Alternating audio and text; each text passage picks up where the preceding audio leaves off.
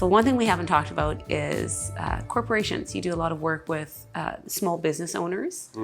And tell me a little bit about the risk where you have maybe a couple key people in the business. How can you help people like that? Like what happens if one of those persons dies unexpectedly? Because life happens, life is unexpected. So what can you do to help mitigate, losing a key person in a corporation or a small company? That's a great question. There's so much involved in running a small business, as you know.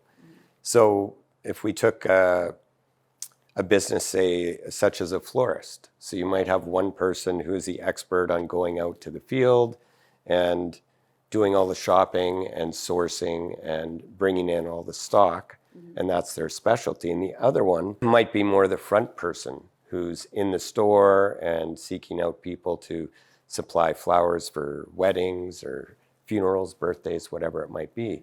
So they have very different roles, and they might be 50-50 partners in the business. And if something happens to one of them, there's a real issue with business succession. So if the one who is out in the field, say they were in a car accident and they passed away, then all of a sudden the one who was in the store, their new partner is going to be their deceased partner's spouse, who may know nothing about the business and have no interest in the business and just want their deceased partner's funds out of the business. Right, because they need to settle the estate and they need to come up with their own income. Exactly. Yeah, so this can lead to conflict, can't it? It can, and often leads to failure of the business. Right. So we'll just implement some simple term coverage on each of the partners.